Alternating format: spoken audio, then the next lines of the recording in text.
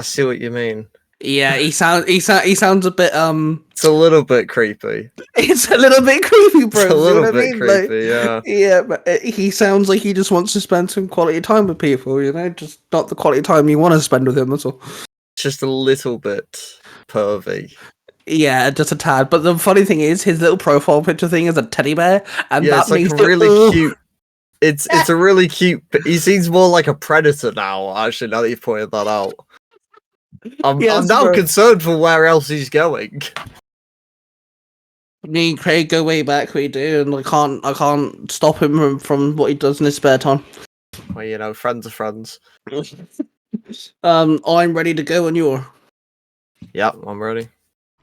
Welcome to the Tiger Nexus Podcast, a place where you'll find interviews with content creators and geeks alike. Your host, Tiger, has delved upon the Nexus and found interesting content creators and geeks of all fandoms. This podcast is connected to the Zero Hero Network. And now, we dive in with another episode! Hello everybody and welcome to the Tiger Nexus podcast. Of course, I'm your host, Tiger, and we finally have a brand new interview, brand new guest to the podcast. I'm very excited for this. If anyone has seen the incredible Lego Power Ranger morph animations, I have someone rather important linked to that. We have Robyn from the Comic Rush Animations. Hello, bro. How are you? Hello. How is things?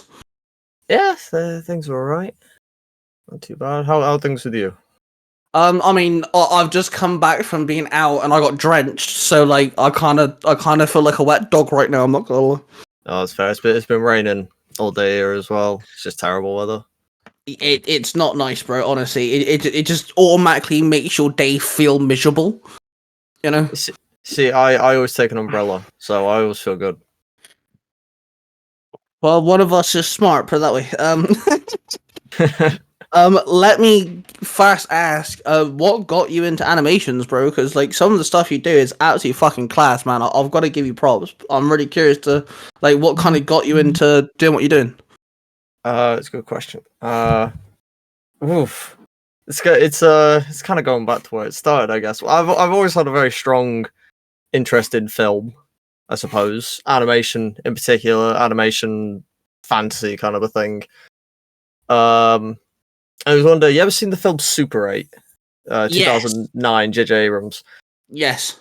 So I love that movie. I was watching the DVD extras for it, and there's this whole segment where J.J. Abrams goes into how he got into filmmaking, and how it was like him and Matt Reeves when they were kids making movies, and then they met Spielberg, and then Spielberg did that when he was a kid, and they showed like their old home movies, and I was sat there, I was probably like 9, 8 years old, and I was just like, wait, so I can do this at home? And then that's sort of spiraled, and I sort of also grew up on like that early 2010s YouTube animation boom. So like, there were a lot of Lego animators, a lot of 2D animators, a lot of 3D animators, VFX guys, your Freddy W's, Corridor Digitals. So it was one of those where it's becoming a lot more accessible to people, and so it was just kind of like jogging my brain, like I could do stuff. And I started with my mum's Kindle and a very crappy stop motion program, and I made Lego Batman stuff, and then I elevated to Windows Movie Maker, and then I think I started at about 2014, and it just kind of kept going up from there. I did stop motion mostly to begin with, but some live action. I was trying to do live action, I should say. And then 2020 is when I switched over to 3D animation, because I got a new computer. It was a bit more capable, so I started getting into Blender, and then I fully transitioned to a 3D artist and went to college, uni, and just kept doing the thing. Yeah, bro, that's really cool. And one of my favorite things that you said is you can do it from home. And I feel like in the kind of like day and age we live in now with technology and stuff, a lot of these things, you can start from home. And I think that's absolutely fantastic that so many people can, as long as you've got, a computer of some kind that can handle it, a lot of people can start from, their own home. And I think it's great. Yeah, 100%. I mean, all of my skills, even as a 3D artist, Blender and all that, I'm 100% self-taught. I never learned Blender from college or uni. DaVinci, I learned I had like one lesson at uni about DaVinci, and everything else I've learned by myself, because it's all there for you. It's all on YouTube, it's all on Google. The sort of thing I think most people always point to is the thing that stops them, is they're always like, oh, I don't have a good computer, I don't have a good phone, I don't have a good camera. To which I disagree, because the first computer that I was using to make films was a free one that the government gave families in like 2001. And then I elevated to this interesting piece that we called the Radiator, because it looked like a radiator. Don't even think it had a graphics card. And then the PC that I upgraded to when I started doing Blender had a 1050 graphics card. Like, it was absolute shit. It's a miracle that I got anything to work on that PC. and yet here I am. It never stopped me. Technical limitations. See, they're only a limitation if you let it be a limitation. I 110% agree with you there, because podcasting isn't the only thing I do. I like to do different types of content, and granted, my PC is old. It's not always been mine, but my PC is actually a refurbished PC that got taken away from universities and colleges and stuff. Turns out there's a company that takes them when universities and things don't want them anymore. They refurbish them and sell them. So I've actually got like an older PC. It's been refurbished and everything. Windows 7. Windows 8. I've actually managed to update it, so it now has the most up to date Windows. I've managed. I do need to upgrade the graphics card. I will admit my graphics card isn't what I want it to be, but it works. And like it works. My camera, to tell the absolute truth, whenever I need a camera for anything, I use an iPhone 14, I think it is. It's not my phone. I actually have an Android. But I have one of my buddies was like, hey, this is an Android. I think it's a 13 or 14. It's it's an iPhone. I'm getting an upgrade. Do you want it? I was like, yeah, I'll take that off you. So I have an iPhone. That's my camera. And so all I need to do is, whilst I'm editing, I take the camera feed, I take my microphone audio, I just gotta line it up. That's what I gotta do. And then get rid of my camera audio, and then it syncs together, so you got nice crisp audio from my microphone, and my camera's my iPhone. There's no pretty good picture. Honestly, it's definitely an upgrade from what I was using beforehand. So like you said, the only limitation you have is what you make it, and. Yeah. Like, one of my friends, he does audio dramas, and he does everything on his phone. Everything. I'm talking recording his audio, editing it together, uploading onto YouTube. He does everything on his phone. And, like, he's trying to get, like, a laptop or a PC together, but he's been doing it solely on his phone for a while. And I'm like, see, it just proves that, like, like, it goes off what you said. The only limitation is yourself. And there's always ways around things, even if what you're doing isn't great, you got to start somewhere. Yes, 100%. I mean, honest to God, the first, 7 years... Let's put it this way. Everything that I've made pre-2018, I will never show anyone ever again. My God.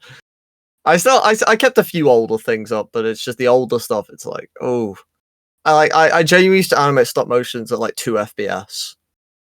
Like, it'll literally be 30 seconds per frame. Jesus.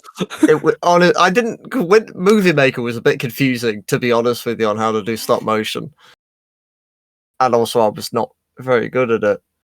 But no, honestly, no, I'm fully behind this kind of stuff. I still to this day shoot on phones. Like I've been to uni, and my last film was shot on a proper camera.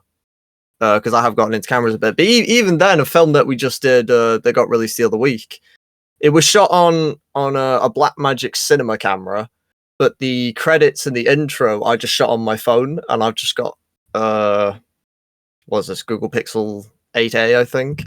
Last year even, I did some music videos for a friend, and we started shooting on a Blackmagic Pocket, which is a pretty good camera. But then halfway through, we genuinely just switched fully to an iPhone just because it was faster and the quality wasn't because we weren't doing full color grades or anything, so it just like the quality difference was negligible for what we were doing. And the iPhone is just that good. I mean, 28 years is shot on iPhone, new Danny Boyle film. Yeah, honestly, like there's the amount of times I've spoken to people, and it's always the one person that, like, you know, they say some of the lines of, "Well, I don't have the technology, I don't have the gadgets, I don't have this and that," and my always response is bollocks. I've heard it over and over again from people, and it's just, if you saw the PC I used to have, like, and I'm talking like I've made so many films on it, like so many ridiculous films that I should never have been able to do on this PC. And yet it worked. Yeah. So I never accept that as an excuse when people say the technology isn't up to snuff, because you know I made through it for years. I only got an upgraded PC at the start of 2023, and it's because I poured my entire student loan into getting a new computer. See, that's the thing though, isn't it? Like, okay, granted, the PC I have, if I tried to go on Steam and I tried to run, like, I don't know, Skyrim or Grand Theft Auto 5, the best frame rate you could possibly get, my PC would most probably commit suicide on us. Yes. Granted, but it records audio perfectly fine, it uses OBS perfectly fine, it uses Audacity perfectly fine, and it does, you know, it uploads, you know, it's connected to the internet fine, it's wired so I have the best internet I possibly can, you know, it does YouTube wise and content creator wise, as a content creator myself, it does everything I need it to do. You know, so I'm cool with that. And like I said, my camera is an iPhone. I have a Blue Yeti mic, which is phenomenal. My fiance actually got me this, which I'm very grateful for. My headphones, actually, funny enough, are quite expensive, but I got them on Amazon. You know, like every year they have like Amazon weekend. Yeah, I got like the Amazon Day stuff. Yeah, I got them for like half price. They were like meant to be like 90 quid, but I got them for like 48 something or other. So I'm like, yeah, bargain buying them. So like, you know, it's just you gotta start from somewhere. You have to start from scratch. You know, and like you said, there's things out there that you've done that you'd never ever. You know, you're too more advanced from that now. It's the same with the gizmos and gadgets and do what's that you want to use. You got to start with the crappy stuff, and then eventually, as time goes on, if you're really dedicated, if you're really into it, like you did, you'll put money into it. You'll get the chances to get upgrades and things like this. You know, I think what you got to see it as like you know, for filmmaking or making, you know, YouTube or whatever. You always got to imagine it as it's a ladder.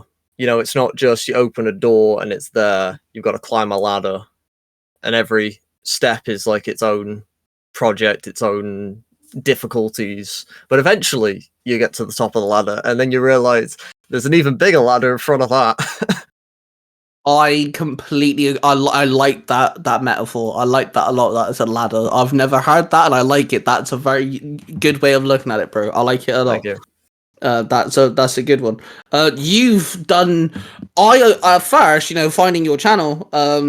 I thought you just did Power Ranger animations, and now I'm a huge Power Ranger fan. So, like, watching your Lego Power Ranger animations, I fell in love with them. I thought they were great. And then going through your Instagram and things, you actually do all different types of stuff. You know, yeah, I've never really got locked into one thing. I mean, Power Rangers, genuinely, it was a spur of the moment thing that just kind of took off. I never even did a Power Rangers video prior to like 2 months ago. Well, the funny thing is, it turns out I followed you anyway, because when you were like, oh yeah, you know, message on Instagram, I was like, okay, let me find him on Instagram. I was like, hang on, I already follow you because it was your Sideswipe and your Spider-Man OC animations that I followed you on Instagram for. I was like, oh my god, it's the same guy. I feel so stupid. Yeah, I get it. Honestly, God, I'm sort of for people that have known me for years and years, I swear, like, if you don't talk to me for like 2 months, I'm probably doing something completely different from the last time you spoke to me. Like, I'll be doing a Lego animation this week, then I'm doing some like hyper realistic CG animation, and then I'm doing some weird anime stylized stuff, or I'm getting models of ships and filming them in virtual production. You know, I just kind of like doing stuff, and I mean, a lot of my videos, like the small, not the bigger projects, but the smaller stuff, like Power Rangers, it will literally just be like, I'll just wake up one day, just be like, what if I did that? And then within like the next couple of days, it's done. Like Power Rangers was genuinely just like, I was thinking about watching Power Rangers with my friend, and I was getting ready for bed, and I was just like, Lego Power Rangers would be pretty cool. And I was thinking about SPD because me and my friend watch SPD together. But then I was like, well, I don't want to make like 10 Rangers. What if I did like Dino Thunder? Because there's only like 5 of them. And then I think I got out of bed, made them. And then because I was working on other projects, so I went off for a couple of days.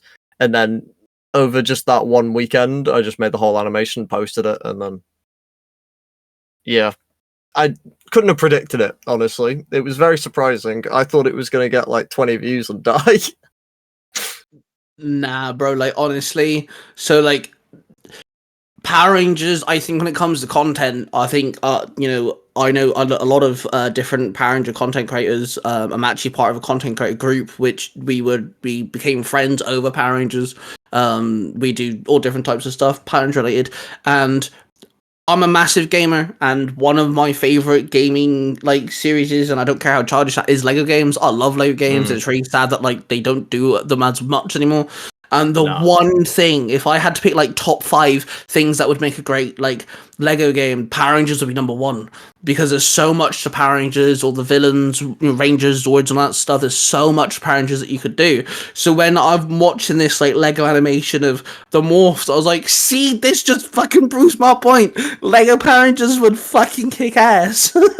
Like, come on.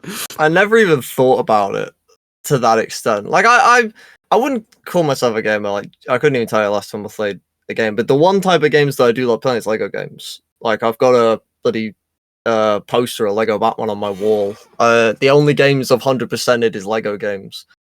And then I did the Power Rangers thing, and I never think about games. But ever since I did it, I think almost immediately the comments were like, "This would make a great game." So it's got my brain kind of turning like, "Yeah, this would make a great game." And I even went back and I started replaying. Do you ever play Power Rangers Super Legends on the PS2? Yes. I got my brother to emulate it, and we started playing it together. And all I could think while I was playing it is this is kind of the story for that game would literally be the perfect template for a Lego Power Rangers game, where it's kind of every mission you take control of 2 different Rangers from 2 different seasons, and you do a level through their world. You fight their villains, and they all team up. It's kind of like a Lego Marvel kind of thing, where like every mission's like different group of heroes, different villains, and then they all get together at the end and fight Lord Zed or something. And like, so my son's 6. I've over the last 2 years, we've kind of got him into Power Rangers, and we're not exactly watching them in any particular order. I'm kind of like learning what he's into and going off that. So we've watched Dino Fury and Cosmic Fury, and then we've just finished Wild Force and Time Force. Literally the other day. Yeah, literally Friday just gone. We finished Time Force, and so I showed him the Lego animation that you did, because obviously it's actually one of the scenes from the TV show where like she gives him the morpher. Yeah. And he lost his marbles, mate. Like, honestly, my kid was absolutely like, is this real? I was like, actually, someone made that, mate. And he was like, that's really cool. I was like, yeah, it is really cool. And then he asked me, like, do you think we'd ever get Lego Power Rangers? Like, Logan, mate, the day that we get Lego Power Rangers, you're not seeing me. I'm gone. That's really cute, actually. But like, yeah, he lost his marbles over the fact that like you made, because he really enjoys the characters from Time Force. So like, one of our favorite bits that you did is when he puts the morpher back on. You even got the little red ring that goes over him. You know, when it analyzes, like synchronizes. I'm just so into all the graphics and little these. Like I shit you not, I literally will sit there, and I'm there. Well, I've got my Blender scene open with my 3D characters, and I've got the actual clip from the show, and I'll be there frame by frame. And if you actually, I mean, nobody's gonna do this, but if you actually look at like all the effects and stuff, it does actually line up frame by frame because I just copied it because I wanted it in my brain. It's like it has to be exactly accurate. It has to be that. But see the attention to detail though, like I think that's why you've gotten so much attention for it, because like for an example, I'll just get I read a lot of the comments on your Dino Thunder one, and a few people were saying how they appreciate the fact that you opened their Dino Thunder morphers because the mouth's open. And you made sure, and I was like, see, like the little attentions to detail, like you didn't have to do that. You could have just made it so they pressed their morpher, but no, you added the tension to the fact that their morphers open. Things like this. And like with the Zords in the background and things, like, dude, like attention to detail sometimes can be a nuisance, but in this sort of thing, especially with like the fact that we don't have any Power Ranger content, not really. We got comic books still, which they're great, but for those who don't read comic books, there is nothing at the moment. So little things like this is really like making people like appreciate the fact that there are fans of Power Rangers that are doing things, cosplayers and audio drama makers and things like this, and no one's done Lego Power Rangers to this extent, and yeah, but honestly, like, I'll commend you for this. It's absolutely fucking ace. So, as of recording this episode with you, you've shown off Lightspeed Rescue and Zeo, which I will admit they do look really fucking cool. I've seen the pictures. They look. I really love the attention to Zeo Gold. He looks really good. He was a pain. We did stream making both of that. We streamed every team I've made since In Space, but I do privatize the streams after, because either myself or my friends will say stuff where I'm like, let's maybe not keep that public. But I'm not. There's not a consistent schedule, but like if you ever see me streaming, I'm probably gonna be making Lego Power Rangers. But yeah, so I've done those. The next animation, I don't know what the animation will be. I've even since made Lost Galaxy, which I've not posted renders of yet, but we did a stream which you were in. Yes, yeah, I saw that. Yeah, so Lost Galaxy is also done. I did make a start on Lightspeed, and then I gathered the clips that I wanted to use, because that's always the first stage. Is like I have to comb through the show and find clips, and that's kind of was an accident. With the whole, because Time Force was a bit extra with the clips, because if you watch the progression on Dino Thunder, doesn't really have any like funny scripted bits. It is just the morphs. But then when I did In Space and I was looking for clips, I just randomly found the clip of the Silver Ranger being like, I don't know what you just said, but I'm going to make you eat those words. And I thought it was so funny that I just had to do it. And then I was like, well, if I did that Time Force, I'll do the funny clips. But the Lightspeed one, I don't think does. I don't recall putting anything funny in my edit.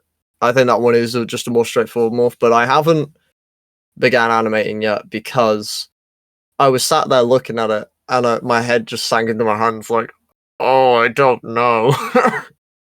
Honestly, there's so many things if you wanted to. There's so many like little things that you could do with these like team up morphs. I know that would be a bitch. No, it's been in my brain because I'll say this on here, why not? So, well, one of the things I said in a previous stream actually is all the teams I've been working on are very explicitly pre-Disney. Mm-hmm.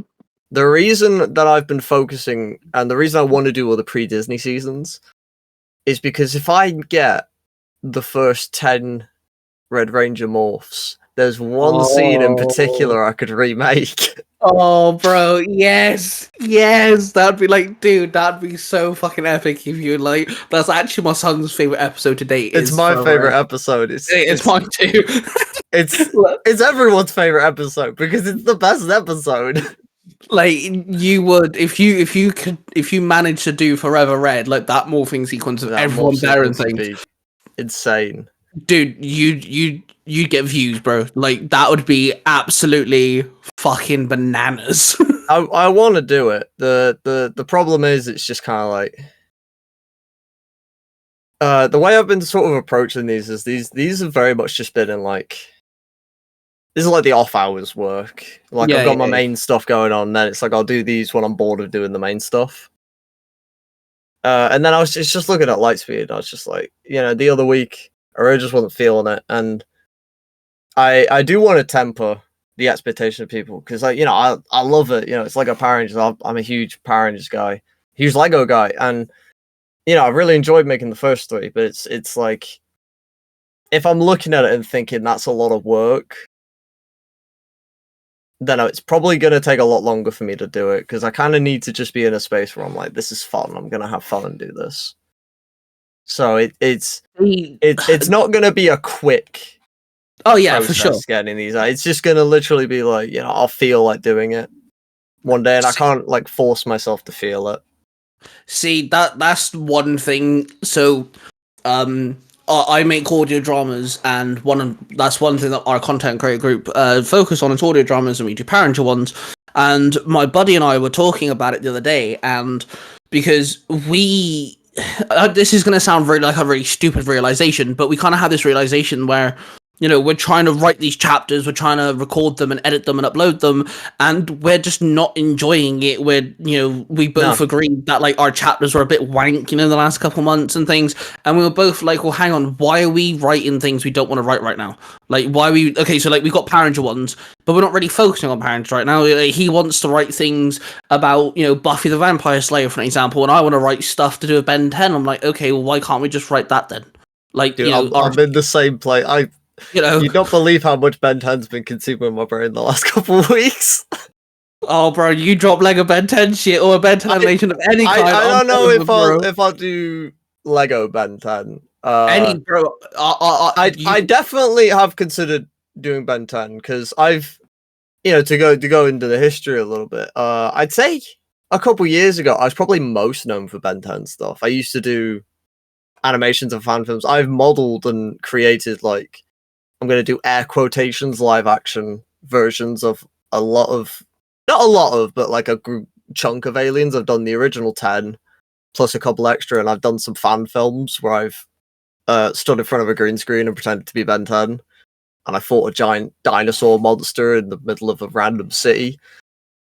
So I've always been a big Ben 10 guy, but more recently, I've kind of want to get back into it, and I tried getting something off the ground a couple months ago, but it fizzled out. But now I've sort of got this new Ben 10 idea that's sort of been seething in the back of my brain for a while now, that I'm contemplating doing, and that's too much. I don't know if it would be like a big animation project or just more like a design project, but like create almost like a pitch for how I would do a Ben 10 reboot. Because I've got like my version of Ben 10 in my brain, like how I would do a series. So almost maybe like create the designs, create an art style, because I'd want it to be like a stylized animated thing. So create my designs and just kind of like pitch my storyline almost. And it's the 20th anniversary, so I was like, it's a pretty good opportunity to do it this year. I'd like to, but it's just like, it's finding the time to fit it in with the 10 other things I want to do. See, like, I cosplay as Ben 10 from Alien Force. That's the one I do. Yeah, so like I've got the official jacket, and I've still got the Omnitrix like Alien Force toy from, you know, way back. Which one do you wear? Because there's two. There's the original one they released that looks more like the Aliens one. Then there's the projector one that looks more like the show model. Okay, so I think it's the first one, because it came with little plastic things that plastic you could attach holograms. like the so I use that, and like everyone keeps saying that I need to add in the transformations, because I always cut the videos where like me hitting the watch, because I'm not saying I'm Prime Ben, but like, you know, I kind of quite often like quote Ben, certain things Ben says. The other day I uploaded a cosplay video where did you ever see Amazing Spider-Man, the first one? Yeah, I love Amazing Spider-Man. I got it on Blu-ray. So, you know the scene where the guy holds up a knife, he goes, "No, a knife! I'm allergic!" And then he shoots my one weakness, it's small knives! So I listened to that clip and I redid it as Ben, but instead of shooting web, I hit the Omnitrix sort of thing. So like, that's good actually. So what I've done is I keep getting clips from the from the cartoon where the alien transformation happens, and then obviously the alien screams his name, and I'm adding that at the end. And like, if I had the power, the money, the time, the effort, and all that jazz, I'd love to have like, you know, just CGI rendered alien that I could turn into. But yeah, but like Ben 10 would be great, bro. Any form of animation you do with Ben 10, I'm here for it, bro. Like Ben 10's great. I think I'm I kind of said- over the live action stuff, to tell you the truth. I think I just kind of want to try an animated one. I've done, I've turned into a few aliens. I've been Forearms, I've been Humongosaur, I've been Heat Blast. I've been there. I kind of just want to see what I could do with it, as opposed to trying to do it the way that I don't want to Disneyfy it anymore, if you get me. Like, I don't want to be a Disney. Yeah. I want to do Yeah, something cool with it that, like, people may not expect it. I mean, who in their right mind thought that a stylized animated take of Spider-Man would be any good in 2018? Like, who genuinely, who wanted that before it happened? And then it happened. It was bloody incredible. You know what's actually what's really funny? Right? I had this thought because we were talking about Lego Power Rangers. In Across the Spider-Verse, there's a scene where you see a Lego Spider-Man. Yes. And that's actually created by a content creator who kept on remaking Into the Spider-Verse as Lego, and they contacted him. And my first thought was, if they ever do a Lego like Power Ranger thing, you would be the guy that they'd have to contact, like, to do something for, like, let's say, oh no, the new Power Rangers ends up in a Lego dimension for 30 seconds. They'd have to contact you, bro, and you'd have to be the guy they use, because like, I mean, I'd love to do it. So send me some free toys and I'll do it for free. Yeah, like, hey, no. This is where you sit there and go, right, you finished Lightning Collection. Yeah, just give me the whole line. Yeah, give me the whole Lightning Collection line. And then we'll talk. Then we'll talk. I love so it. one thing I have to ask, and I'm not an animator, so this is all new to me. The in space one, obviously they go from eyes closed to eyes open, in their morph.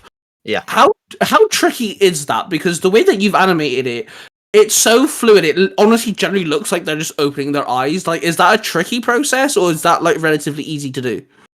So that was specifically, it's actually a lot simpler than you might think. If you go frame by frame, it's literally one frame their eyes are closed, the next frame they're open. Okay. But it's one of those where, I mean, blinking is such a quick process that ordinarily is only like a frame or so, and that coupled with just the head tilting up slightly, it kind of feels more fluid. The way that I have to do the faces, I don't have any kind of face rig or face setup. That's why the characters don't talk or anything. I just don't have anything set up. I never have. There are things you can get and things you can do, but I've not crossed that bridge yet for my Lego stuff. So when it comes to just doing stuff like changing the eyes or changing the facial expression, I just have to redraw that part of the face and then save it out, and then it's literally just switching the picture almost for what the face is. Which fit in space, the eyes closing was pretty simple, because to get the eyes to look closed, you just erase most of the eye and just leave like a little lip almost. But for other stuff, it can be more difficult. I did a Lego film a couple years ago called Galactic Explorer, which is probably the best Lego film I've made. And that character he didn't have a lot of expressions. He probably had about 6 or 7 expressions that I would cycle through. Like he'd be happy, sad, angry. And switching between those at times would be a little bit of a pain. Just because it works on a different system from the rest of the animation. If I took the time and set something up properly, it'd probably work a lot better. Like what a lot of my animations use a style that I developed over the last year called the Heart style, which has like these 2D face rigs that I put a lot more development into, and they work a lot better than the Lego stuff, and they're a lot easier to animate. But yeah, eyes closing was fairly simple. I hope that makes sense. I don't know. That makes perfect sense, bro. I was just curious because, like, there's certain, some of the morphs can be a bit more dramatic, like, Dino Thunders. That's flashy, and they move and they jump and spin and all that jazz. But it's tiny little details that you've got that's like, oh, how hard is it to animate the tiny little things? I wouldn't say it's hard. It's more tedious, because it's just going back and watching it through, doing, changing that for the frame. I mean, one of the most tedious things that I think I did in the Dino Thunder one is when they do the backflip, they're all slightly different backflips. Like Kira's got a leg up, and Ethan's got I think his legs are a little bit further down, and Tommy's got I think he spins a little bit shorter than the rest. Like it's literally just going in and being like, how's this one different from that one? What do I need to change? And then just finding the frame it needs to change and moving it.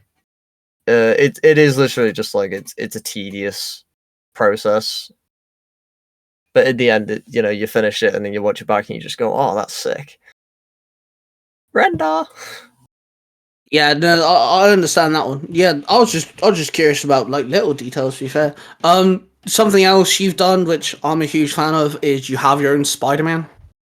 Yeah, I was hoping to kind of do more with that over the last few months, but it just sort of faded into the back. I'd love to continue doing it. I've actually got more coming out. So that started the Spider Heart. I'm assuming you're referring to. Yes. Yeah.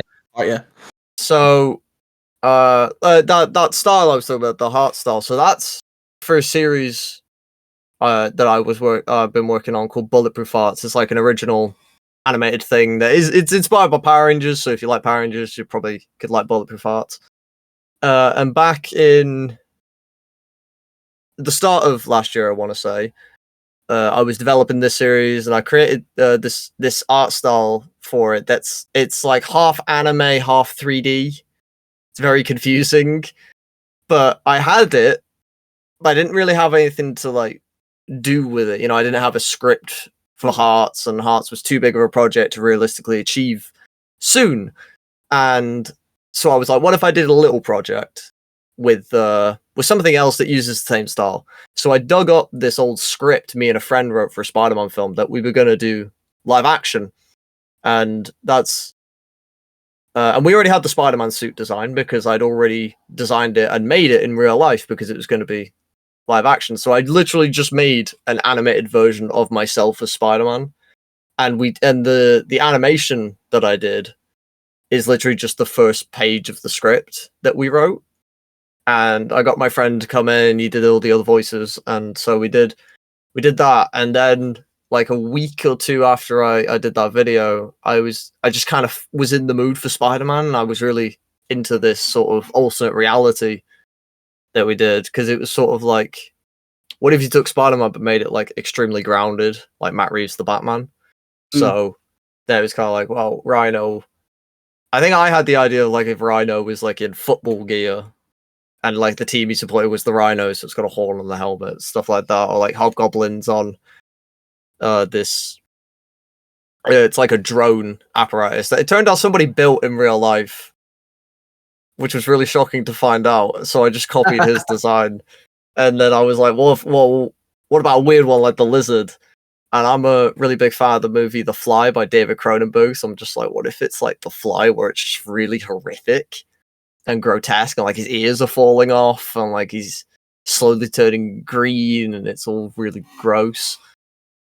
So I just kind of kept designing, and since then I've come up with even more designs and concepts, but I've not made them though. But then so this is a year ago, but then it was sort of coming back to me a few months ago, so I was like, what if I kind of just did that, just started designing them again? So I redid the renders of Spider-Man, and I did redo a couple other renders, but the only one I put out as a new short, which is probably the one you saw, was just the Spider-Man one. Yeah. And then I just got tucked away. And by other projects, I do specifically mean my short film, which I've been working on for about 8 months now, and we just finished it last week, and it's screening tomorrow. I'm very nervous. It won't be on YouTube, unfortunately. I should say that. Is that the one where you put pictures up on Instagram? Is that the short movie you're talking about? Yeah, the posters. There is a trailer on YouTube. It's called The Sharpest Lives, and it's a live action kind of sci-fi thing. It's a similar concept to my show Bulletproof Hearts, but it's a little different. It's very Power Rangers. I was gonna say, because in one of the posters, there's a little I'm gonna say action figure looking thing, and then in the Yes. Bulletproof Hearts animation that you did, the girl has something similar in her hand. It's the same kind of robot, but it's different stories, different worlds. So that robot thing, it's called a maquette. And it's literally like a robot action figure, and in Bulletproof Hearts and in the film, the idea of these maquettes is that you've got this. It doesn't move, so it's, I guess, a statue is a more applicable word than action figure, and it's the pilots will draw on them, customize them, add pieces, but then they activate them and they turn into full size mech suits, about 60 meters tall. And then obviously they do it's like your Power Rangers Megazord, or it's also very much inspired by Gundam, because I got really into Gundam this last couple of years. So that's like the idea, but the big difference between the show and the movies, in the show it was fantasy and the robots were magic, whereas in this film it's a lot more grounded in science fiction, the more technological based. Yeah, I really enjoyed watching the animation for Bulletproof Hearts, because I like the way that you did. It's so clean, bro. Like the way that she pulls it, and then you even had, because you said it's inspired by Gundam and Power Rangers. You can tell by the way that it almost builds itself, and it's that it's really cleanly done. It's very cool. It's very actually it does the same thing I had to adapt that concept into live action, and there is a trailer for Sharpest Lives on YouTube, and you get to see a little bit of the maquette transformation, but he does the same thing in the film where he pulls the arms apart and it turns into this explosive tornado of mechanical pieces that build together and turn into a giant robot. And the film was really interesting, actually, because we did motion capture, because my university has a big motion capture suite, and I performed as the main robot and another guy performed as the other robot, and we just did the whole fight scene, which was crazy. I mean, you think your day is tough, mate? I had to get fucking flipped over and slammed into 6 crash mats. Here's me complaining about the rain and you're being thrown around like a toy. Oh no, genuine. There's so many clips of me where the guy's picking me up in his arms and slamming me down. There's one really good clip. I posted this as a short, actually, where it was a separate mocap test we did, where I get kicked through a wall.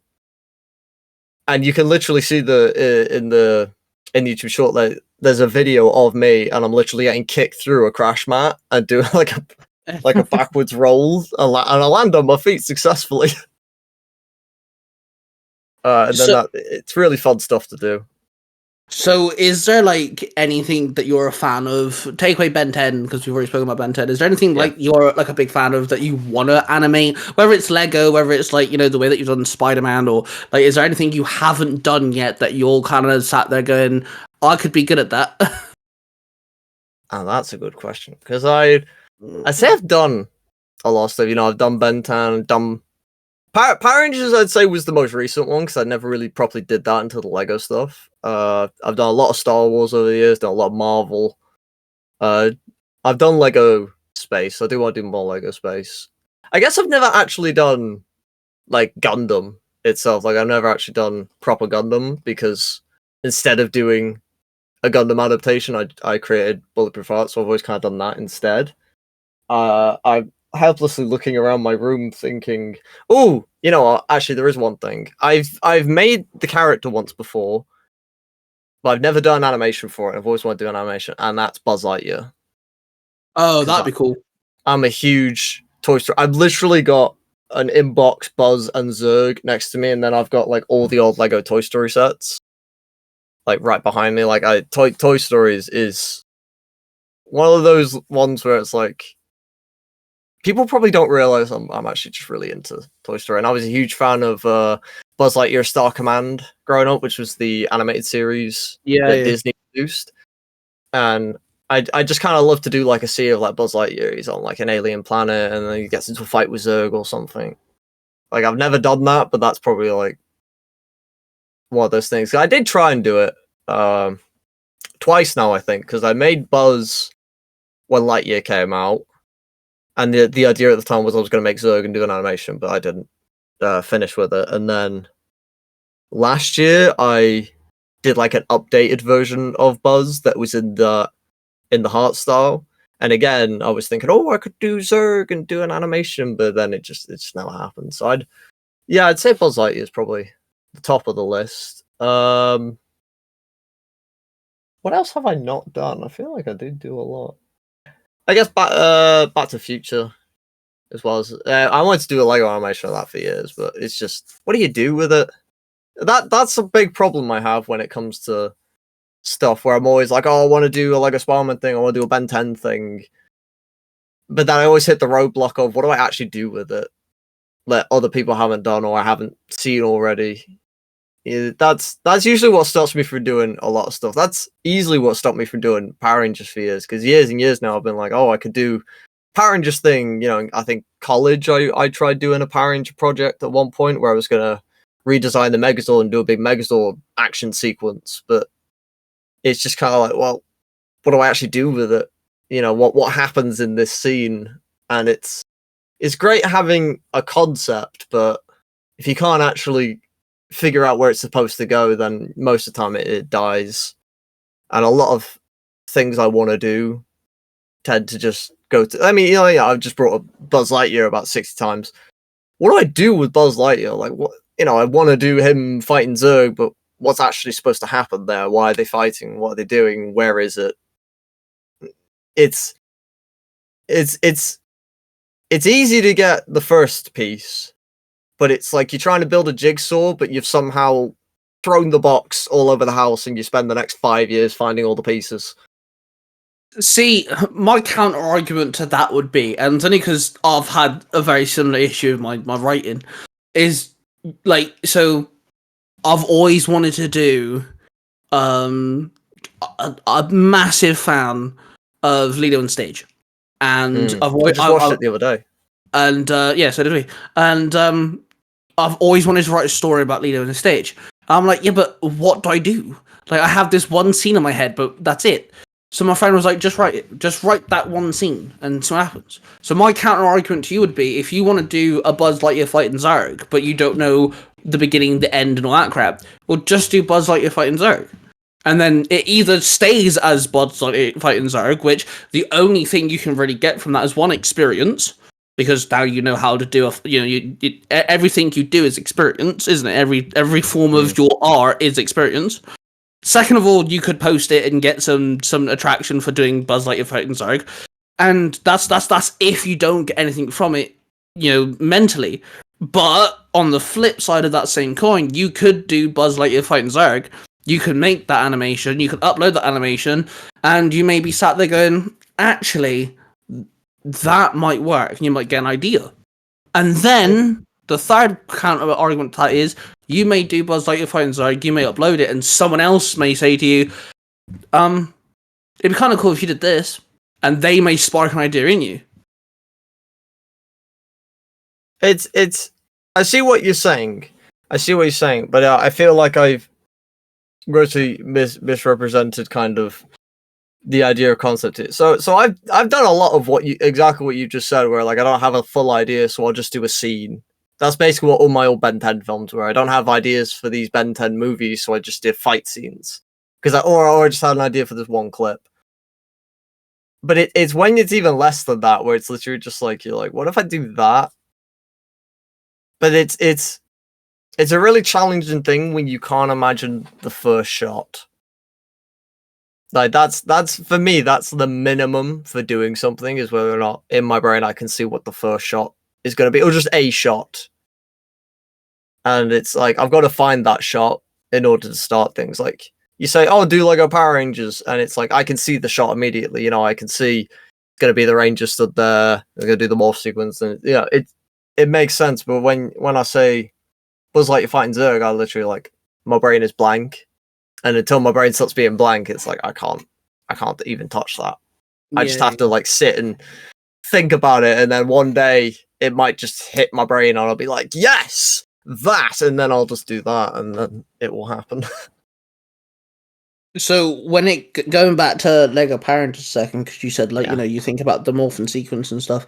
Is there anything that you've wanted to do Lego Power Ranger wise that isn't a morphing sequence? Because so far we've only seen morphing sequences from you, but is there like any particular like fight scene or like anything like that you'd want to like turn into some form of Lego animation or animation in general? I've thought about it. A lot of people immediately when I did Down of Thunder, everybody was asking for the Megazord, and I get it. And I would not be against doing the Megazord. The problem is, and I've said this in another video as well. The problem with the Megazords versus the morph sequences. So I can pretty reasonably design a Lego minifigure. I've done that on the streams. I could 3D model a helmet if I need a helmet. I could 3D model an arm piece if I need an arm piece. One thing I'm not good at though is I'm not good at building with Legos. Like I'm not a mock build. I can build sets, but if you ask me to give me a box of Lego bricks and tell me to build something, I'm not going to be very good at it. And the fact of the matter is, in order to do a Megazord sequence, I'd need good models of the Zords. And even the ones in the background of the animation, those are genuinely just Lego dinosaurs recolored. Like they would never work for a transformation because for one reason or another, the tail doesn't move in the right way. They're all the wrong scale.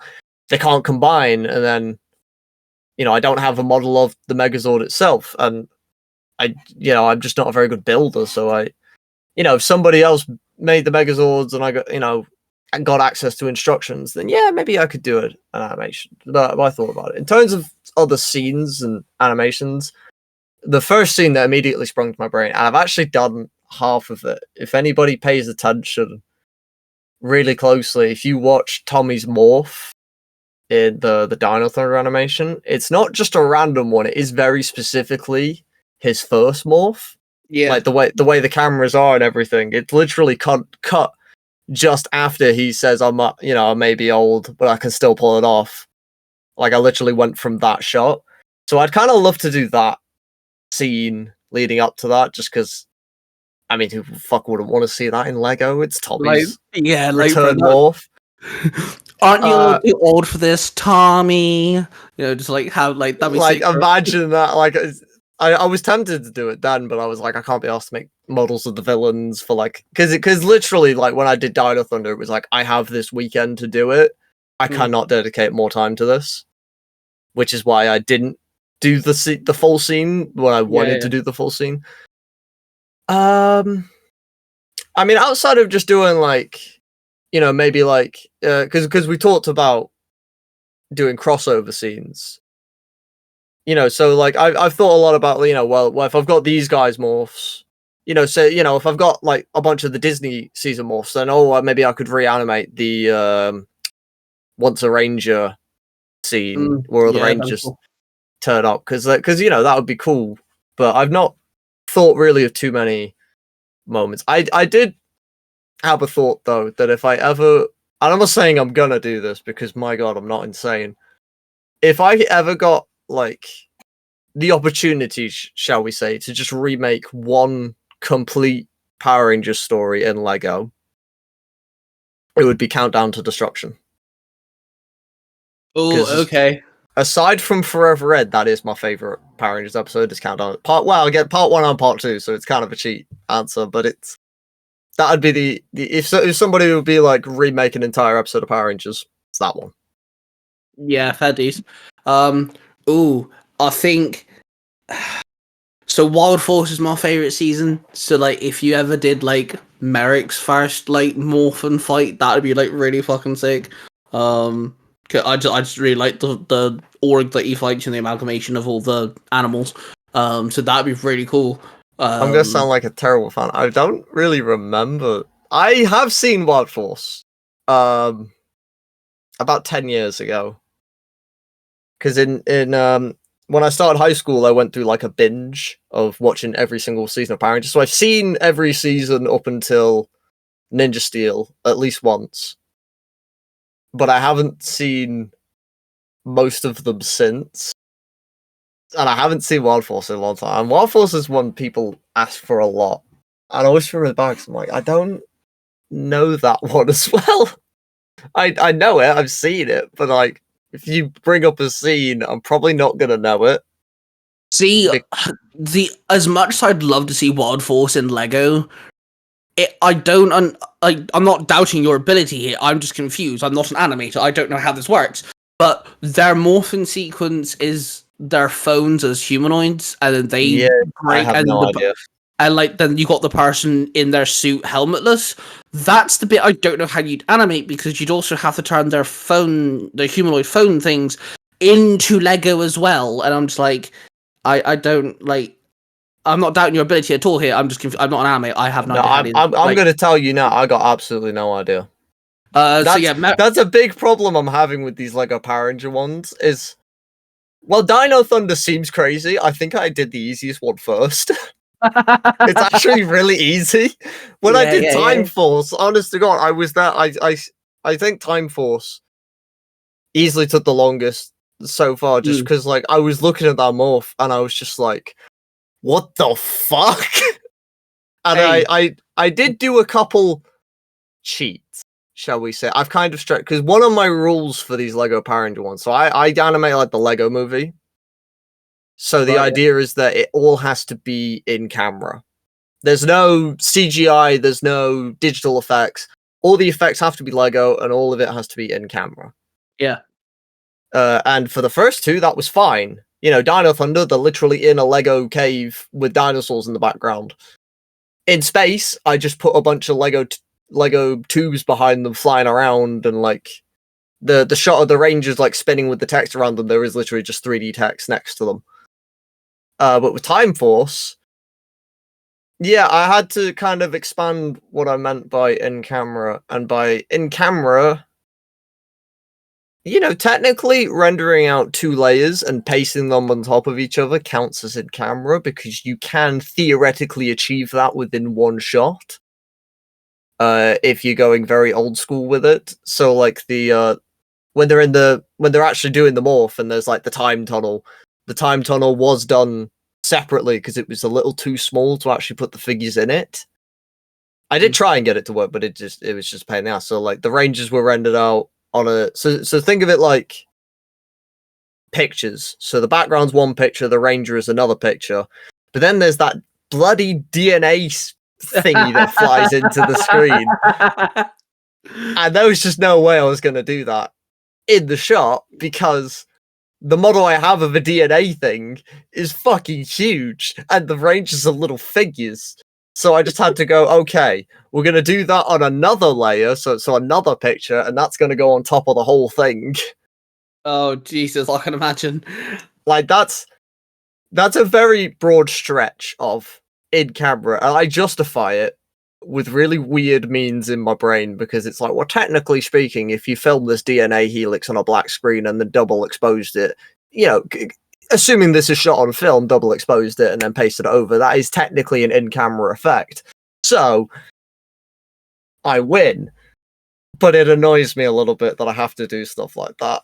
Like, it's not hard stuff. Like, that's very standard stuff you do in visual effects. That's the stuff I'm used to doing, but it's just, for Lego stuff, the goal for me is to do as much in the shot, because that's what makes it funny in my brain. Yeah. That's what I like to see. So when I have to cheat it, it upsets me, because I'm like, oh, I couldn't get that in camera. And the more, you know, you look at all these other ones, it's like Wild Force, it's like, how the fuck am I gonna do that? I still don't know. I genuinely don't know. I might honestly see if I can find a version of the morph that doesn't have it, because in Forever Red they actually skip the bit of the phone turning into the animal. Very true. And so I have contemplated a little bit of cheating like that, and the one I was trying to do was Lightspeed, and Lightspeed, it's like, oh yeah, what do you even do with that? You go through a plane. Yeah, they have that little shield thing they go through. It becomes their suit, don't they? I have an idea on how to do it, but it's gonna be a pain in the ass. And even like Zeo, right? A fucking grid pattern is drawn on top of them. Good point. Hey, be grateful you're not doing the Super Sentai morphs, because even some of them are even more outlandish than what we got. Mate, Time Force is nuts in comparison. Oh no, I've seen the bloody Time Ranger one, and it's like fucking hell. Yeah. Ironically, though, I think Time Ranger would have been easier to make. In Lego, that is. I actually think that would have been an easier one. I'm trying to think of like morphing sequences. Another one that has been requested a lot that I've thought about that I think is going to be a real pain in the ass, but I do want to do it, is Mystic Force. Oh, Mystic Force is going to be a bitch. That would be That's very be cool, though. But it's gonna, like, I need 3D. I need Lego models of all of their mystic forms. Yeah. And I need that bloody. I don't even know what you call it. It's like a disc with all these designs on it, and like it's got the logo on it and all these symbols on it. They fly through. And one that I've been looking at is another friend of mine whom I've recently introduced to Power Rangers. We started with RPM because I just figured they like RPM. And I think the last time we watched it, we actually went frame by frame and looked at the morph sequence, being like, how could we build this out of Legos? And it's like, so how the fuck do we do the seat belts? And like, am I gonna have to build a ginormous Lego track? Like, and I've got to have little Lego models of all the cars. Oh, Jesus Christ! And it's like, what I need, right? I'll say this now for anybody who's interested. If somebody wants to actually go through the pain of making all these Lego models for me, the animations will take 10 times quicker. Yeah, no, I can imagine. Because if I don't have to build the Lego, then I'll do them, because I don't have to do the hard bit. So you mentioned Once a Ranger and Forever Red. I think the other team up that would be really cool, and it wouldn't be a morphin sequence, but like a scene, is I think it's SPD and Dino Thunder, where they're in the circle and they're like, no one gets inside our circle, no one gets in. Oh my god, I love that scene. Like that would be like I can imagine it'd be a bitch to edit, but like that'd be so sick to see in Lego form of all the Rangers. That scene is so hype. SPD, honest to God, so many people have asked for SPD, and I will say, it is assured. Keep in mind, that's the one I wanted to do first. Yeah. The only reason I didn't do it is because it's like, if I'm doing SPD, I'm doing SPD. Yeah, of course. Yeah, I'm talking all of them. Yeah. But there's like 10 of them. Yeah, but saying that though, right? So you've got the main five, you've got Kruger, you've got Kat, but then you've got Sam who doesn't morph. No. And I've got a plan for how I want to do Omega and Nova. Fair. It won't be a morph, but they'll be in it.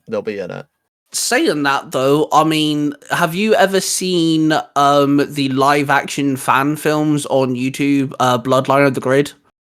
I've not seen that one. Actually, they're friends of mine. I say friends. I've interviewed them on the podcast, and they're very cool dudes. All live action. They do their own effects and everything. They've actually got the guy who plays Andros coming back as Andros, which is dope. They've got the Mike Magnet Defender. He's in a brief scene as the main actor as well. He's playing Mike again. They've got Gia. I want to say Gia's in it. From Megaforce. Megaforce, yeah. And so they've got Alyssa from Wild Force. They've got quite a few actors in it, actually. Good cast. Yeah. So basically,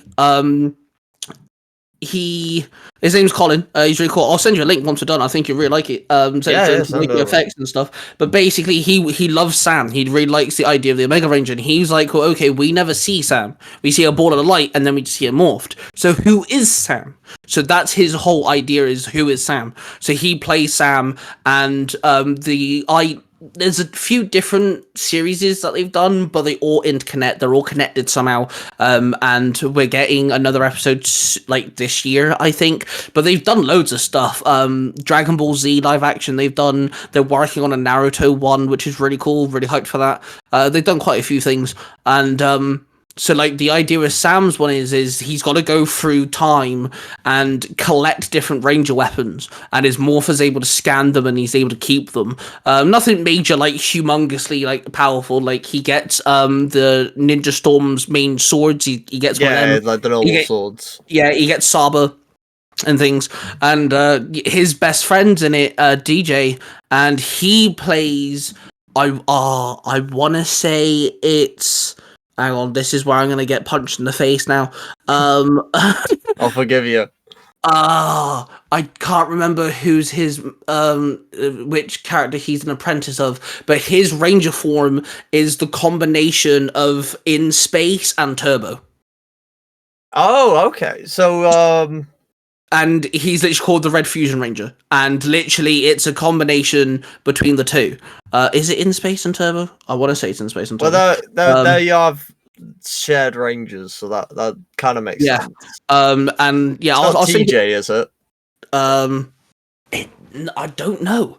I'd have to. I haven't watched him in a while. I'd need to speak to the guys again. To be fair, I am having Colin back on when he releases the Naruto one he's doing, because I'm a huge fan of Naruto. So I'm able to. I do love the Omega Ranger though. Like he's top 10. In fact, he's on my shortlist because one of the things that have been on my brain last couple of months is that I really want to do a Power Ranger cosplay. Yeah. And I can't pick a Ranger to do, but one of the ones who's come up the most is Omega Ranger because it's like he's so fucking cool. Yeah. So I'll have to send you a couple of links because there's I think they've done 3 so far, and one of them's really cool because one of them is it's kind of like a prequel to Ninja Storm because it's like the beginning of the Ninja Academy. And like how that started off and everything, so that's really cool. They also introduced their own ranger, which is of the fire element, because obviously we get wind, earth, water, and lightning. Yeah, but there is no fire, is there? Yeah. So like that's why it's like the only season to not have a fire guy. Yeah, that's very true. Now Ninja Storm would be really cool if you managed to pull that off. That would be sick. I'm thinking about it in my brain now, and I think that's not. I don't think that one's too bad. Like it's a killer one. Like it's a really good one, but in my brain it's like they do the move, they zoom back. There's like a tornado around them. The helmet might be a bit of a pain, but then it's just like the camera spins around and they're in an environment. So I don't think that's too bad. I mean, I think the biggest one, the 2 issues you might have is one, if you're gonna do all 6, Cam's on his knees for the morph. And then he stands up, so I don't know how you'd do that. And look at how other people did minifigures on the knees. And then when it comes to the Thunder Brothers, their morpher breaks off their wrist, shatters into their helmet, and then it falls on them. So I don't know how you'd do that. I don't know if that'd be tricky at all. It probably will be. I'll say this. Technically speaking, I've assembled the parts to make every single Power Ranger team up until Mystic Force. So, like I have a file somewhere. So I have a Ninja Storm file already. I have a Wild Force file. I've got a Turbo file, Mighty Morphin. Like I've got a file. There's all the Rangers, and I mean, I don't know how long you were there in the live stream. So I bring in these files with all these pieces, and then I draw the designs and add the helmets and finish them off, and make any custom pieces. So, oh god, Mystic Force has capes. You're gonna have to animate capes. You're gonna have to make capes not that bad. Okay, fair enough. I was gonna say I forgot they have capes. Lego capes aren't that bad. Capes and like anything else do fill me with a bit of pain, but Lego capes not a problem. Fair enough, bro. That's I started 3D Lego animations with Batman, so like I know capes. Oh, okay, fair enough. Yeah, you got some background there. Fair play. I know capes. What season of Power Rangers actually made you a fan of Power Rangers? Honest to God, it's one of those ones where it's like it's so ingrained in my life where it's like I literally don't remember a time in my life where I wasn't a huge Power Rangers fan.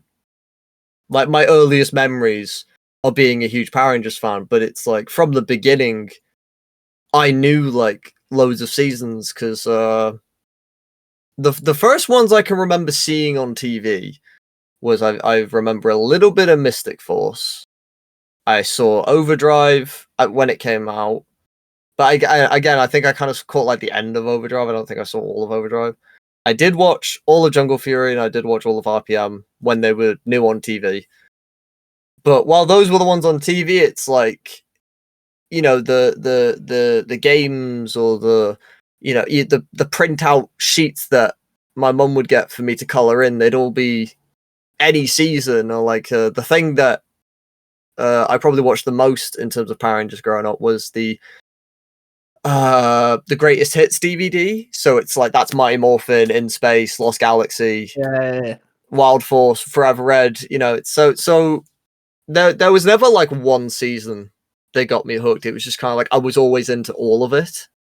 But basically from the beginning, my favorite was Dino Thunder. Dino Thunder is a really that's one I can't wait to get my son into, because I think he'll really like that one as well. Dinosaurs, man, like it's fucking cool. And getting the Dino Thunder Megazord was kind of like a big goal, a life goal for me. I do have it now. It's in the corner. I've got a couple Megazords now. I didn't have any Megazords as a kid, but like I'd sit and like, because that's the thing you have to remember is I'm of the age where I got to grow up with YouTube. So like you type Power Rangers into YouTube and I'm seeing like all the Megazord toy reviews and like I'm seeing like clips from all the different seasons. So it's like I got to just experience all of it pretty much. As it was going. So true. So I thought of one particular scene which technically classes as a morph, but it's not a morph in sequence. And it's because you mentioned Operation Overdrive. Now, Operation Overdrive isn't great. Let's be honest; it's not the best. I don't actually like it that much. I've seen it. I don't like it that much either. I don't like it. It's bad. But there is one particular scene in it which I commend them for. I want to say his name's Will, the Black Ranger. I want to say his name's Will. He fights an opponent with a sword, and he actually rides the wheel bit of his morpher up the opponent's sword, and that makes him morph. Now, as much as I don't like Operation Overdrive, that's a really unique way of, like, you know, using something to morph, because obviously all you got to do, I know they run it down their arm, but you don't have to run it down your arm. And that showed that, technically speaking, no matter what, they can morph. All they got to do is make that wheel spin. And he it proper reminds me of, you remember in Ben 10, he's like pinned against a wall before he can hit the Omnitrix, and so he slams it on the wall. Yeah, and it's just like, it's such a cool way to use your morpher. And like I said, Operation Overdrive sucks. Like, what the fuck were they thinking with that show? But that particular... I mean, the bloody rap theme song. Like, that particular motion of grinding against the blade of an opponent's sword to morph, that was pretty cool. And like if you're able to ever make that to Lego, that would be dope. I'll be honest, Overdrive is another one I've thought about where I'm like, I have no fucking idea how to do that in Lego. Like, how do I... the only way I can think to do it is that it would be what I've been calling the bigature shots, where it's like the close-ups of the Dino Thunder Morphers when it turns into like a brick-built model and they've got big brick-built Lego arms that I doubt anybody's noticed is there. Like, it would have to be one of those, but then it's kind of like, well, if I'm doing it that way, then there's only certain kinds of shots I can do, because they're literally just big free-floating arms.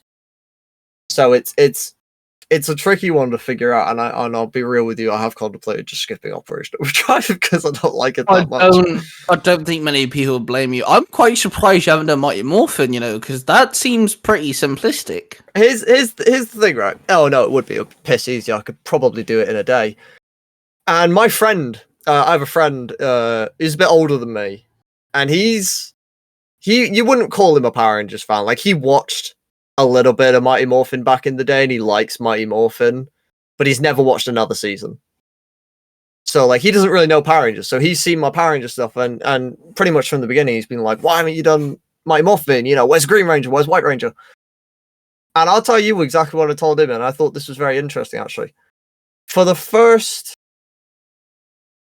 like, genuinely, right? So I'm getting all these comments, you know, hundreds and hundreds of comments asking for this season or that season, you know, the ones that stand out, Mystic Force, SPD, you know, Wild Force has been a big one. You know, I'm getting all these requests. Mighty Morphin was never requested. Wow. Not once. Okay. In fact, the first That's time I shocking. recall a comment asking for Mighty Morphin was when I did Time Force. Wow. I that is shit you not. I nuts. checked as well. I didn't get a single comment asking for Mighty Morphin for weeks. Like, because in my head, the reason why I said it is because in my head, it's a great morphing sequence, but it is the most simplistic one. Yeah. And like It would be so easy. It would be like you no said, effort. yeah, like you said, it'll be easy, and I'm like the fact that that's actually taking me back a bit because like, so in my content creator group, there's three of us. I'm the youngest. I'm 20. I'm 27 in August. I'm the youngest. The two other guys, they're older than me, and they're big Mighty Morphin heads. And we're a part of. We've all been on this podcast called Zero to Hero, and we are part of their Discord server. And there's quite a few of us, and I think I'm still one of the youngest. And so everyone's all into Mighty Morphin, and don't get me wrong, I love Mighty Morphin. I respect it. I didn't grow up on it. You know, I was born 98, so I was born when In Space was happening. You know, Zordon. You know, the last like the end of that era. Yeah. So me getting into Power Rangers was Time Force and Wild Force. Now, at that time, the only way that you could watch, back in the day, by the way, people, we didn't have streaming services. No. So me watching. Yeah, exactly. So me watching Power Rangers was during the week they'd finish Time Force and they started Wild Force. So during the week we'd get Wild Force and then they'd replay Time Force, and then on Saturdays they'd play just any random episode from anything beforehand. So let's just say I had the afternoon watching TV, I could be watching some random episode from In Space, a random episode from Lost Galaxy, and then 3 episodes of Mighty Morphin. But they're not going to be in order. There'd be like 1 from season 2 and 2 from season 1. You know, so that's how I got into the Zordon era of Power Rangers, was kind of playing catch up. So yes, don't get me wrong, I love Mighty Morphin, I adore it, I think it's great. But in my head, we've had enough. And whenever new things come out, I'm like, why can't we have something new? So, I'm a huge collector of Funko Pops. Love the fucking things. I've got loads. And I did a video the other day because they just announced that we're going to get the Mighty Morphin movie from the 90s. Yes, I saw that because my friend, the friend I was talking about, he knows the movie, he likes the movie. And when they announced that, he was like, I kind of want Ivan Ooze because he's a big Ivan Ooze guy. So don't get me wrong, I don't like I don't like the fact there's always Mighty Morphin, but I love it when we get Mighty Morphin that's different. And this is what I'm talking about. We're finally getting the movie isn't canon, it's not related to anything, but we're getting they even managed to give Kimberly her whip, which she only ever used once in one scene in the movie. She has her whip in hand, which is great. I love that. Yeah, Ivan Ooze, fantastic. And it's in the comic books, in main comic book continuity now, we have the red, the blue, the black, the yellow, the pink, the green, and the white all existing at once because they made a new character and they gave him the green coin. So Tommy's now the White Ranger, but we have Matt Cook, who is the Green Ranger. And I'm like, see, I like that. That's different. We've got all 7 Rangers at once. I like it when they do, do Mighty Morphin, but do something different because I'm bored of Mighty Morphin.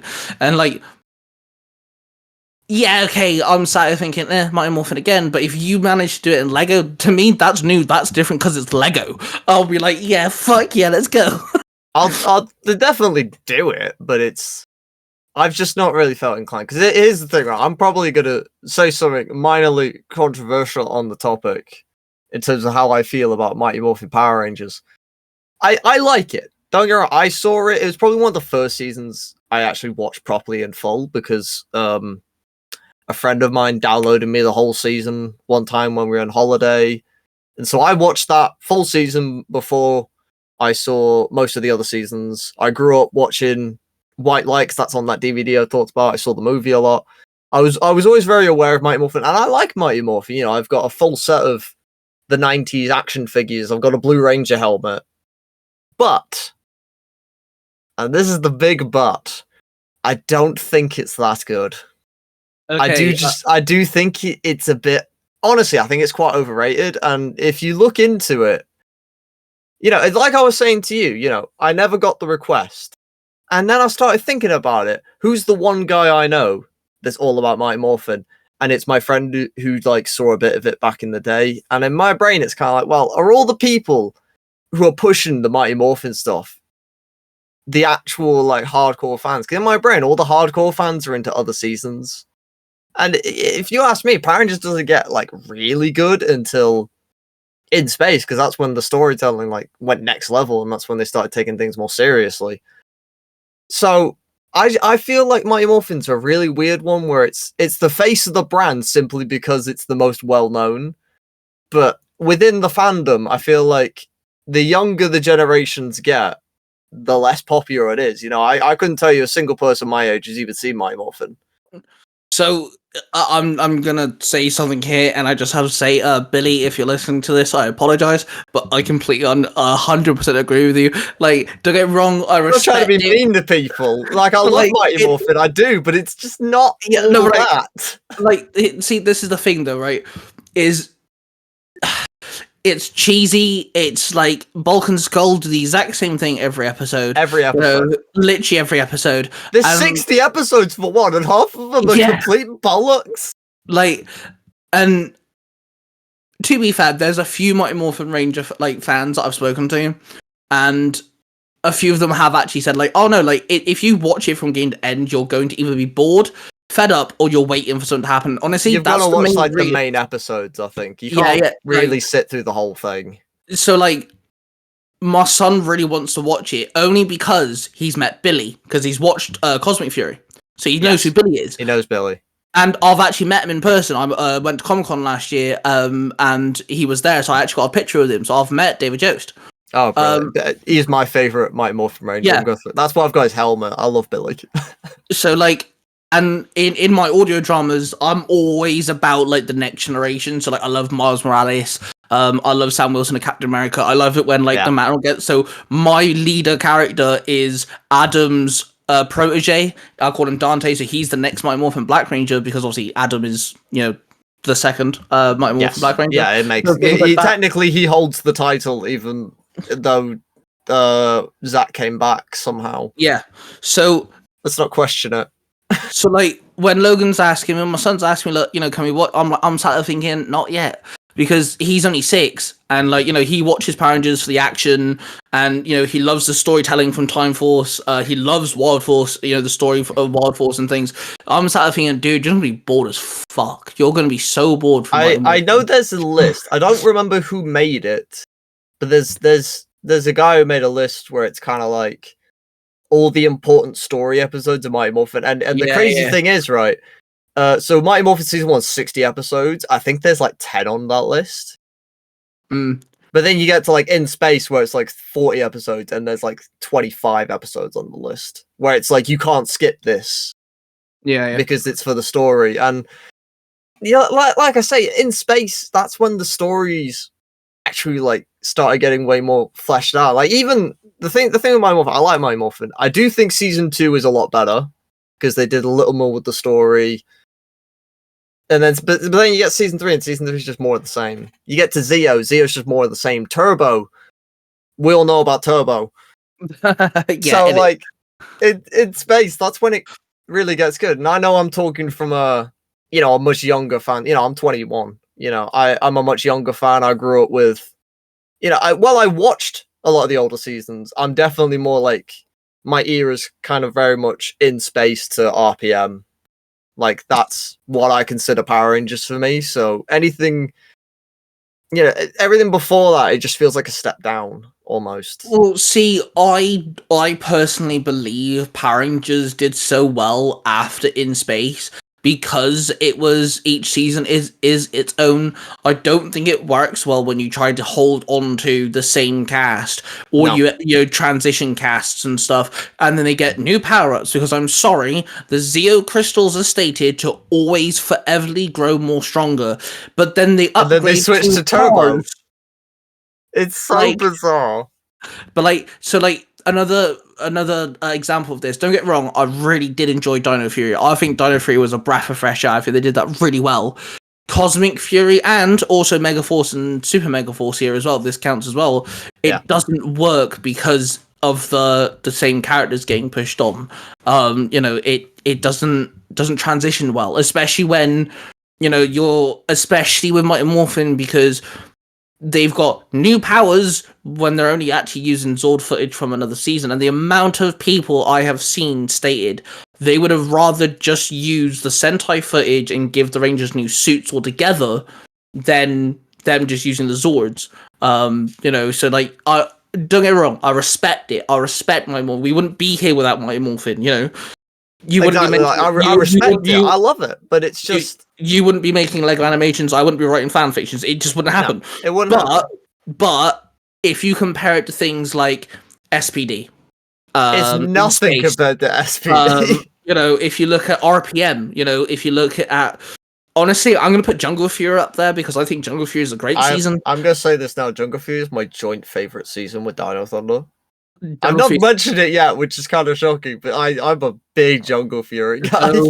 So here's the thing. So my son said to me, because we finished Time Force the other day, and he now wants to watch Lightspeed Rescue because we watched Wild Force first. Yeah, love Lightspeed. Yeah, so because we watched Wild Force first, obviously they do a crossover with Time Force. So the reason why I did that, and I watched it with him because I wanted to see what he thought of the Rangers, their suits and things. So I said to him, well, dude, if you want, we can watch Time Force next. Well, he wants to watch Lightspeed, but he picked Time Force and I picked Wild Force. So I said to him, no. There's one more you need to watch before Lightspeed. And he's like, okay, what's that? Now my son's really into animals and he really liked Wild Force. And I'm like, Jungle Fury is the closest thing to Wild Force. Easily. When it comes Easily. And like he likes the fighting and stuff, and I know for a fact he'll love the fact that the Rangers get different weapons. And I'm like, yeah, he'll love. So the next one we're going to start watching literally this week, when he comes back from his mom's, is going to be Jungle Fury, and I can't wait to start Jungle Fury with him. And I know for a fact he'll love RJ. He's going. RJ's amazing. I can literally remember. I think the first time I saw Jungle Fury, because that's one of the ones I watched start to finish live on TV, and I just instantly fell in love with RJ, and I can remember like seeing his whole storyline play out for the first time and just being like, oh my god, he's a wolf and now he's a ranger, just like, fuck yeah, it's awesome. Because RJ's like, you know, he's a complete goofball, he's smart and intelligent, but he's also purple, and my son hasn't seen a purple ranger yet, so he's going to lose his marbles. I'm purple. I mean, I'm a big purple guy, so like, but he's on my shortlist for cosplays as well, actually, RJ. Although I really want to do Jungle Master Red as well, because I think the Master suits are so fucking cool. See, like, just the white and with the red accents and like the rocket boosters, they're so good. That's something else. That another reason why I want to watch it with my son, because he hasn't seen a Purple Ranger. Obviously, we've got Dai Shi, who technically is a ranger in some sense, you know, as a bad guy. Like an evil ranger. Yeah, but also we have a whole team up of power-ups, which he hasn't seen yet. So I'm like, he's going to love that so much. But yeah, this crazy. He's going to love it. And I'm like, yeah, Jungle Fury. And Logan keeps on looking at me like, why do you keep saying I'm going to like it? I'm like, dude, you're going to love Jungle Fury. Like... I'm gonna say this now though. Don't ask me for a Lego one because if you've watched the Jungle Fury transformation, it's just like I throw in the towel. Yeah, no, that's respect though. That is, I respect you on that one. I don't know if I could even do that one. All five of them are nuts as well. It's not like they're all nuts. They're all different as well. I'd have to do every single one from scratch. But yeah, it is a bit outlandish, the Jungle Fury morph, to be fair. Oh, but it's I'll absolutely just love Jungle Fury. Yeah, Jungle Fury is absolutely fucking brilliant, and like as much as Mighty Morphin is good, it's just too, I don't know. I'm one of these people though that if something gets so overpopular, I just don't like it. I automatically I get that. I do very much understand that. I'm a massive fan of Digimon, but my favorite season is not the original. As much I do love Adventures, it's not my favorite because everyone just automatically made it such a huge big thing. You know, Ben 10, the first. As much I love the original, it's not my favorite because everyone made it such a huge thing. Mighty Morphin Power Rangers, same things. Like as soon as something gets so overpopulated, I'm like, yeah, I'd rather watch this. I've got that a lot with Marvel because I'm a huge Marvel kid. I mean, you've seen my Spider-Man stuff. I grew up with Marvel. I think I grew up with the pre-MCU as much as I did with the MCU. Yeah. But I've grown to just kind of hate the MCU, to be honest with you. But that's the thing everybody knows. But it's kind of like, it's almost like, you know, I love a character like, I love Moon Knight. You know, I've always been a fan of Moon Knight because my brother was a huge fan of Moon Knight back in the day. He used to read all the comics and he got me into the character. Then they do a TV show. and I didn't like the TV show, but the TV show got quite popular, and now do I like Moon Knight? But like, I've gone from wanting to do like a full Moon Knight cosplay to now I'm like, if a character has been in a recent MCU thing, I'm probably not gonna want to cosplay them anymore. Like it just ruins it for me in a way. So I get it. Like it's a very interesting conversation I have with my buddy of mine, because he's very like, he's on the ground of, you know, Iron Man is Iron Man, Captain America is Captain America, right? Done and sorted. So why do we have Ironheart, and why do we have, like, you know, fucking Rescue and War Machine and Sam Wilson being Captain America and shit? But I'm on the complete opposite end of the field there, because, like I said, I like doing the whole Next Generation thing. I'm a big fan of a Next Generation story, but I'm just going to throw this out there. I really don't like Ironheart, because I feel like from the beginning she was a very poorly conceived character, and they've not done anything with her to convince me otherwise. But I love War Machine, I love Rescue. Please continue. I just had to throw that out there. So like I adored the Into and Across the Spider-Verse movies because I love Miles. And yes. there is times where I'm sat here by myself and I'm like, do I like Miles more than Peter Parker?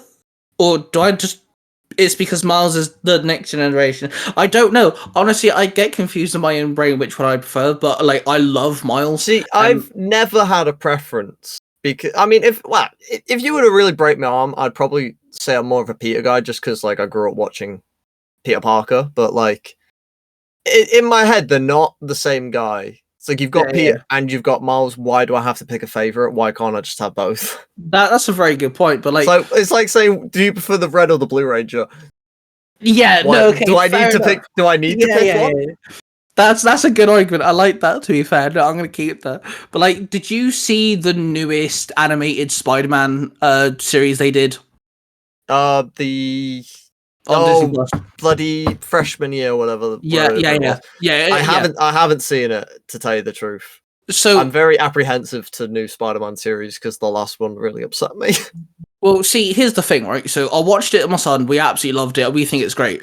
And my buddy that I mentioned, he's always sat there going, yeah, but like, so like, for an example, Kurt Connors is in it, but it's a woman and she's black and she's not the Lizard as of yet. And my friend's going, yeah, but that's not Kurt Connors. I'm like, yeah, but if you want to see the original Kurt Connors who turns into a lizard, just go watch the other. Yeah, I agree. Like, why retell the same story over and again? And that's my issue with Morphin is, you know, okay, don't get me wrong, I love the one-shot thing they did on Netflix, the Once and Always, whatever it was called. Oh, I'm gonna be real with you. I was really, really excited for that. And I blanked a day at uni to stay home and watch it the second it came out.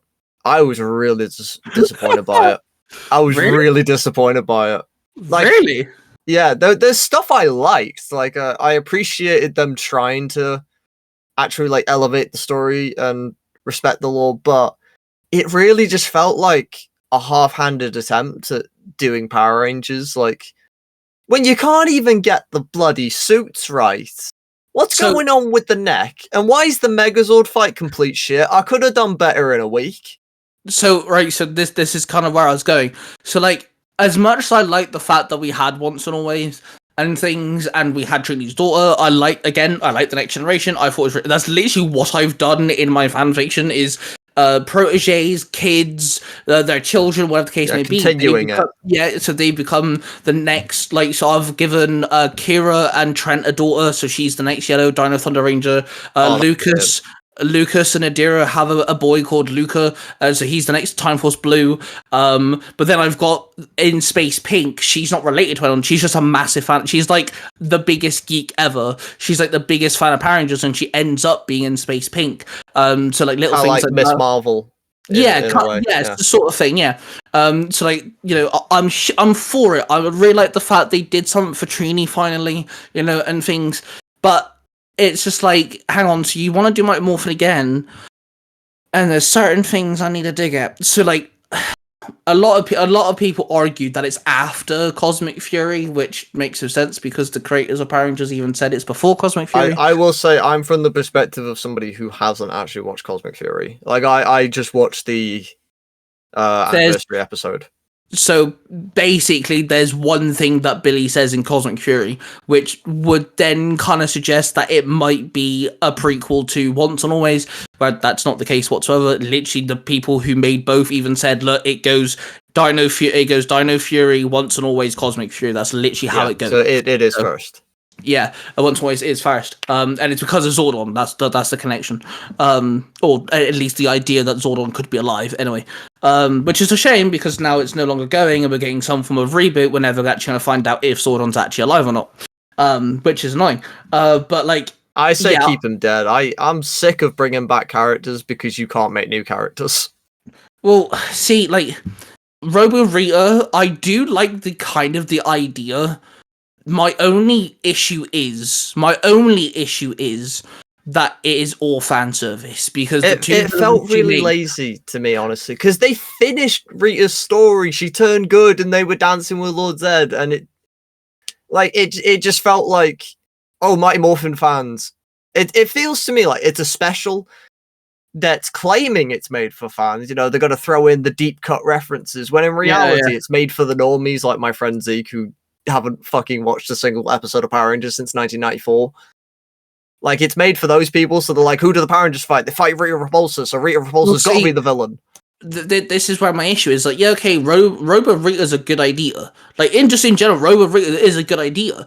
But when you do it now, however many years later, where Rita's storyline has been enclosed, you know, done and dusted sort of thing, like bringing Zed back in Dino Fury, everyone was like, how the fuck are they gonna do that? He's been turned back. So they had the idea of, oh, he's been pulled out of time. And I'm like, why not just use Thrax? Because we had Thrax in Operation Overdrive, who's apparently their son. Just bring him back and actually make it make sense. Thrax was a weird one, because they turned good in the end, so why is he just randomly super evil? Yeah, but you could use the idea of, one, they're aliens, so they don't have the same genetic time code as us. You know, 1 year for us is 365 days. After 1 year on Earth, we are now 1 year older. Doesn't mean it works for them. Second of all, we both, you know, if you watch Zeo and Turbo and all that lot, Rhea and Zed aren't around that much. You know, they fucked off somewhere. Yeah, they probably went off. You know, it's just one of those where I'm kind of like... But what I'm saying is they could have done it better in the sense of like, okay, you know, we know Rita can do magic. What if she had the kid, you know, between Mighty Morphin, the end of Mighty Morphin and In Space, and she hid him in a negative dimension somewhere? I'm gonna be honest with you. It's stuff like that where it's like you have to come up with all these complicated explanations just to explain something. That really turns me off the stories, because like you should just do things. I shouldn't need, you know, a whole... Yeah, I'm not saying anything against you here, but just kind of like this is my problem with big media in general. It's kind of like where they want to do stuff because fan service. You know, they want to bring back Lord Zed, they want to bring back Rita. They haven't got a real good reason to do it. They just want to do it. So they have to come up with some bullshit explanation for how it's possible so the nerds don't complain, but then it's just boring. Well, it's like that's my issue of Once and Always, is because they use Robo Rita and their excuse is a negative energy, like signatures in the morphing grid or whatever. That makes no sense. Then they use proxy coins, which literally states way back in Mighty Morphin, you know, with the Mighty Morphin powers exclusively, you can't have two Pink Rangers. Too much pink energy is dangerous. Yeah. Well, Kimberly's morphed the entire fucking time. She's just a toy figure. And now we have proxy coins. You're breaking your already stated rules there. Like, already done and dusted. The only thing I liked about Once and Always, like, one thing that I was like, okay, I'm glad they did that, is they started SPD. They had an origin story for SPD very subtly in the SPA. I'm glad they started that, because timeline-wise, SPD makes no sense anyway, because it's based in 2025. Timelines change all the time anyway, so how the fuck do you start that? Well, easy. Where's Adam and Aisha? They're off in space. And they've started SPA, which would then start SPD somewhere down the line. I was like, okay, at least they gave us a little hint where SPD came from. Finally. I don't know, it's one of those... I always just kind of assumed that the Silver Guardians became SPD. I mean, but I think that's because SPD lied to us all by making a generation of children believe that Wes was Sky's dad. see, I saw a thing about that. A lot of it wasn't just me who thought that. There's a genuine thing where a lot of people got confused about that. So, honestly, I kind of like the idea of Silver Guardians becoming SPD, or at least the first generation of SPD, whether it's SPD. It's always how I saw it in my brain for some reason, where it would be like, because the implication is that the Silver Guardians, at least in my brain, the implication is that the Silver Guardians became Time Force. What were they before they were Time Force? SPD. That's just how I saw it, but I'm not saying that's based in any fact or validity. But they fought monsters. Time Force is one of the only seasons that has something fighting the bad guys that aren't the Power Rangers. If that makes sense. Yeah, like it kind of tracks. Yeah, so like even if they're not SPD, maybe like some of the Silver Guardians branch off and then they become SPD. Like, yeah, that kind of works. I kind of like that headcanon. I'm not gonna lie. I tell you though, it is purely spawned from the fact that I was convinced that Wes was Sky's dad because they used the same suit and it tricked me as a child. Like I used to believe that, and then I got older and was like, wait a minute, that's a different guy. So I want to say, I don't actually remember which content, but there was someone on TikTok that said that they're like, they kind of came up with this like fan fictional like headcanon idea. They're like, Sky's dad, obviously his suit's Time Force, and he did that because he couldn't. Yeah, it was just cheap. Yeah, like, you know, they didn't have the money, hence why A Squad has In Space's helmet. In Space, yeah. Which again, I quite like that though. I like the fact they actually look like In Space. It's almost like, you know, I always thought they looked really cool. Yeah, like, but that's because I think In Space looks cool. Yeah, but like someone said that he went back in time and stayed there, and he helped SPD become SPD, and like, you know, all the kids get powers and stuff. Like, obviously we know that, you know, he's a part of that too. So like now Time Force has changed in some way because of it. I was like, okay, that's kind of cool, but I mean, no offense, and he did that because they didn't have money. They literally have a walking, talking, puppeted dog the entire time, so that costs a big buck. That's why I don't give any mindset to my old childish theory, just because it's like, you know, I've grown up and realized, oh, that's clearly not the reason, so I'm not going to try and... I mean, you know, it's a fun thing to think about, but it's like, I'm never going to take it seriously. It's just one of those things. It happened. Oh, well. Well, I've taken... I think... I do just want to say, I do think a lot of people, and I'm not trying to be mean to people here, but you got to take some of this stuff just a little less seriously. I mean, this is, like, I feel like, not just Power Rangers. Anything, I think Star Wars is much worse for it, but like, my God, guys, George Lucas will tell you it was made for 13-year-olds. It's like, not that serious, bro.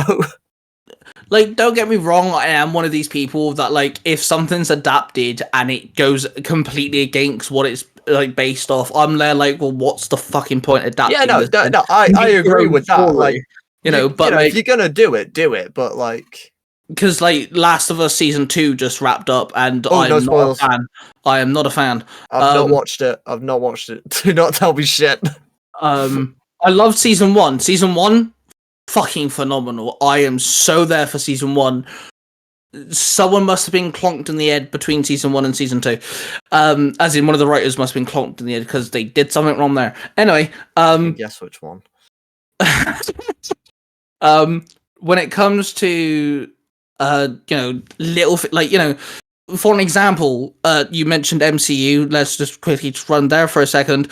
We have Vibranium coming out of a fucking whatever the celestial body. Sorry, no, adamantium. Adamantium. That's it. What the fuck did I say Vibranium for?